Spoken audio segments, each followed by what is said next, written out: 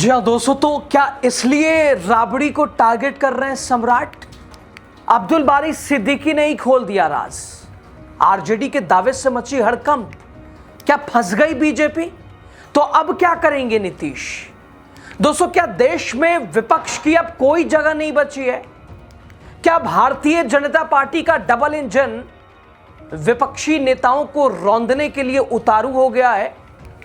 दोस्तों, अभी आपने बिहार का पड़ोसी राज्य पश्चिम बंगाल देखा। भारतीय जनता पार्टी ने जहां लॉ एंड ऑर्डर के नाम पर अपनी सरकार बनाई और वहां विपक्षी सांसदों को सड़क पर लिटा लिटा कर बेदर्दी से पीटा गया, कपड़े फाड़ दिए गए। और भारतीय जनता पार्टी ने कानून व्यवस्था को लेकर सरकार बनाई है वहां।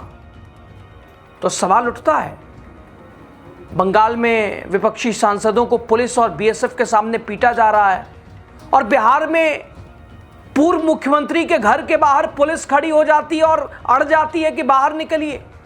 दोस्तों, तो क्या बिहार में सिर्फ एक बंगला खाली कराया जा रहा है या फिर इसके बहाने विपक्ष को एक संदेश दिया जा रहा है? और क्या वजह है कि जैसे ही राबड़ी देवी ने कहा कि अगर बंगला खाली कराना है, सम्राट चौधरी जितनी फोर्स भेजना हो भेज लें, जितनी कोशिश करना हो कर लें, निकलने वाले नहीं हैं हम। और ठीक इसी बयान के थोड़ी देर बाद सम्राट चौधरी की पुलिस पहुंच जाती है घर के बाहर, चलिए साहब खाली कीजिए बंगला। और दोस्तों, तब जब लालू प्रसाद यादव विदेश में, तो क्या राबड़ी बंगले पर आखिर सम्राट का ये टारगेट और नीतीश कुमार के ऊपर क्यों उठे सवाल? कैसे फंसी बीजेपी? सब कुछ आपको बताते हैं। स्वागत है आपका तो राजनीति बिहार का खास सेगमेंट देख रहे हैं। मैं हूं यासूब रजा। दोस्तों, मानो देश में अब विपक्षी नेताओं की कोई जगह नहीं है। हाँ, अगर कहा जाए इसकी वजह खुद यही है तो गलत नहीं होगा, क्योंकि आज का विपक्ष, दोस्तों कांग्रेस पार्टी विपक्ष की सबसे बड़ी पार्टी है, जिसने अंग्रेजों से लड़ाई लड़ी, आजादी की लड़ाई में महत्वपूर्ण भूमिका निभाई। लेकिन आज कांग्रेस का क्या हाल है? कैसे कांग्रेस लड़ाई लड़ती है?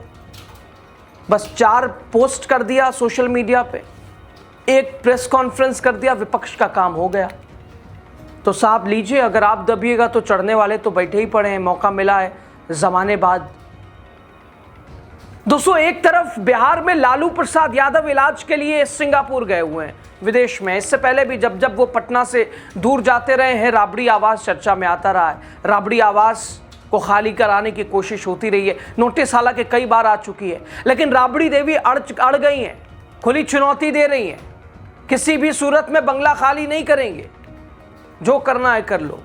इधर दिल्ली से पहुंचते ही राबड़ी देवी ने जैसे ही कहा कि सम्राट चौधरी के पास जितनी पुलिस से भेज रहे हैं, और ये बोलते ही सम्राट चौधरी ने भेज दी पुलिस। दोस्तों, बिहार की राजनीति में पटना में राबड़ी आवास को खाली कराने का विवाद अब नया मोड़ लेता दिख रहा है। पटना की टीम सचिवालय थाना के एसडीपीओ के नेतृत्व में 10 सर्कुलर रोड स्थित आवास पर पहुंची। भवन निर्माण विभाग पहले से ही सरकारी आवास को खाली करने का आदेश जारी कर चुका है, बार बार नोटिस आ चुका है। खास बात यह रही कि उस समय राबड़ी देवी खुद आवास में मौजूद थी। दिल्ली से पटना लौटने के कुछ ही घंटे बाद उन्होंने कहा था कि सरकार को आवास खाली कराना है, फोर्स के जरिए कराए, स्वयं बंगला नहीं छोड़ेंगी। और उनके इस बयान के तुरंत बाद पुलिस और प्रशासनिक अधिकारियों के पहुंचने से बिहार की राजनीति में हलचल मच गई, बवाल मचाया। आज तक आरोप प्रत्यारोप जारी है। एक तरफ डबल इंजन चाहता है राबड़ी देवी आवास छोड़ें, दूसरी तरफ राबड़ी देवी अड़ी है, नहीं छोड़ेंगे। नीतीश कुमार पर क्यों उठ रहे हैं सवाल? दोस्तों, पहले तो देखिए, सीएम सम्राट चौधरी अभी तक पूर्व मुख्यमंत्री नीतीश कुमार के एहसानों तले कैसे दबे हुए हैं। तारीफ पे तारीफ, तारीफ पे तारीफ, सिलसिला जारी है। देखिए, बिहार में राबड़ी आवास घमासान मचा है। यहां भी चौधरी साहब कह रहे हैं नीतीश कुमार जी 1 मई को अपना घर खाली करके दूसरे घर में चले गए। यह है राजनीतिक शुचिता का उदाहरण। मैं जब मुख्यमंत्री आवास में गया तो मैंने कहा कि यह मुख्यमंत्री आवास जरूर है, लेकिन आप ये बाहर लिखवा दीजिए कि ये लोक सेवक का आवास है, यहाँ किसी की बपौती नहीं हो सकती है। ये राजतंत्र थोड़े है जहाँ जो घर मिला उसी में रहेंगे। साहब कह रहे हैं कुछ लोगों को मोह है, बेटा को घर अलग चाहिए, माता जी को अलग चाहिए, जनता को छोड़ दो। अरे हम लोग जनता के काम के लिए आए हैं। सम्राट चौधरी ने राबड़ी देवी और तेजस्वी यादव दोनों को बिना नाम लिए खूब सुनाया। उन्होंने कहा, मेरे पिताजी को छोड़ दीजिए, आज मैं जिस घर में हूं मेरा 11वां घर है। हालांकि दोस्तों, ये जो जिस घर में रहते हैं, आपको जानकर हैरानी होगी, प्रधानमंत्री नरेंद्र मोदी से बड़ा आवाज तो सम्राट चौधरी का बिहार में है। हालांकि कह रहे हैं कि ये मेरा 11वां घर है, इससे पहले सभी घरों यानी सरकारी आवास में सिर्फ मैंने कार्यालय चलाने का काम किया है। कुछ लोगों का मोह है, बेटा को घर अलग चाहिए, माताजी को अलग चाहिए, जनता को छोड़ दो। अरे हम लोग जनता के लिए हैं, लोगों को अपने घर की चिंता छोड़ देनी चाहिए। जिस दिन पार्टी और हमारे नेता कहेंगे आपका काम यहीं समाप्त होता है, मैं आपको आश्वस्त करता हूं कि सम्राट चौधरी 24 घंटे में अपना झोला उठाएगा, अपने प्राइवेट घर में चला जाएगा। वो झोला, प्रधानमंत्री वाला झोला, इनके पास भी अब झोला आ गया है। इधर आरजेडी नेता राबड़ी देवी सर्कुलर रोड स्थित 10 नंबर वाले बंगले कब खाली करते, ये देखने वाली बात होगी। खैर, लेकिन बयानबाजी से सियासी माहौल काफी गरमाया है।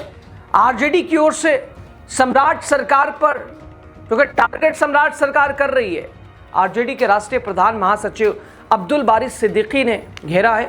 अब्दुल बारी सिद्दीकी ने कहा कि राबड़ी देवी के आवास के साथ जो व्यवहार हो रहा है वो अपरिपक्व मुख्यमंत्री का आचरण बताता है।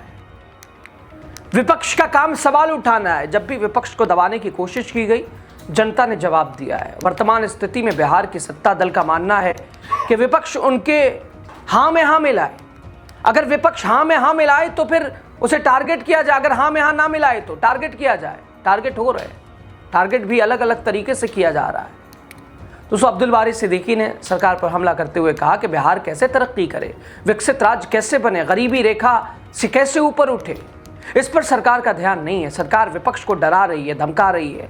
अगर सरकार के खिलाफ बोलोगे तो हम तुम्हारे खिलाफ एक्शन ले लेंगे, जो लोकतांत्रिक व्यवस्था के लिए अच्छा नहीं है। अब्दुल बारी सिद्दीकी ने कहा, बिहार के मुख्यमंत्री सम्राट चौधरी प्रधानमंत्री से बड़े बंगले में रहते हैं। सम्राट चौधरी वर्तमान में 15 एकड़ से अधिक की जमीन वाले आवास में रहते हैं। 5 देश रत्न मार्ग को भी सम्राट चौधरी ने एक अन्य मार्ग में मिला दिया है। दोस्तों, इस पूरे मामले पर जेडीयू के नेता, पार्टी के मुख्य प्रवक्ता नीरज कुमार का कहना है, 10 सर्कुलर रोड यानी राबड़ी आवास में बड़ा राज छिपा है। बार बार ये यही कहते हैं, न जाने इनको क्या ऐसा है कि भाई कौन सा राज ये जान रहे हैं। कह रहे हैं कि लालू प्रसाद यादव और इस आवास में एएसआई विभाग की मदद से खुदाई होनी चाहिए। परिसर में कई सारे तहखाने हैं जिसमें जमीनों के दस्तावेज हैं, सोना रुपया छुपा हुआ है। तो सरकार आपकी है सर, आपको कौन रोक रहा है? कराइए ना एएसआई जांच करवाइए, खुदवा दीजिए पूरा, देख लीजिए क्या है क्या नहीं है। 20 साल से तो आप ही हैं। दोस्तों, आरजेडी के वरिष्ठ नेता और राबड़ी देवी के भाई सुनील कुमार ने नीरज कुमार को कायदे से सुनाया है। सुनील सिंह ने कहा, सत्ता पक्ष द्वारा बिहार की नाकामियों से ध्यान भटकाने के लिए बंगला विवाद खड़ा कर दिया जा रहा है। यह जवाब सरकार दे कि नीतीश कुमार कैसे 7 सर्कुलर रोड आवास में रह रहे हैं। दूसरी ओर दोस्तों, नीरज कुमार ने कहा कि नीतीश कुमार 7 सर्कुलर रोड में वो पूर्व मुख्यमंत्री की हैसियत से नहीं रह रहे हैं। उनको जेड सिक्योरिटी है, सुरक्षा संबंधित मानकों के कारण उस आवास, तो क्या आपके लिए सुरक्षा संबंधित, तो क्या राबड़ी और लालू प्रसाद यादव के लिए? राबड़ी देवी खुद विधान परिषद की नेता प्रतिपक्ष है, पूर्व मुख्यमंत्री हैं, बिहार की पहली महिला मुख्यमंत्री हैं। लालू प्रसाद यादव खुद 2 बार के मुख्यमंत्री हैं, तो इनके लिए सुरक्षा कुछ नहीं है। हाईकोर्ट का आदेश कि भाई पूर्व मुख्यमंत्री बंगले में नहीं रहेगा, तो नीतीश कुमार रह रहे नहीं रह रहे, तो लालू यादव अभी तक कैसे रह रहे थे? और बीजेपी का शासन आते ही कैसे बंगले के ऊपर टारगेट? दोस्तों, बीजेपी के राष्ट्रीय अध्यक्ष नितिन नवीन के बंगले पर अब्दुल बारी सिद्दीकी ने कहा कि नितिन नवीन किस हैसियत से सरकारी बंगले में रह रहे हैं, किस हैसियत से सरकारी बंगला आवंटित किया गया है। तरैया के विधायक मंत्री के आवास में किस हैसियत से रह रहे हैं।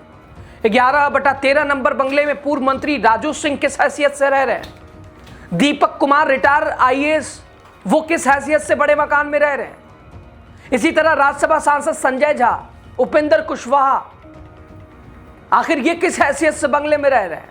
दोस्तों, हाई कोर्ट का आदेश है, पूर्व मुख्यमंत्री को बंगला नहीं मिलेगा।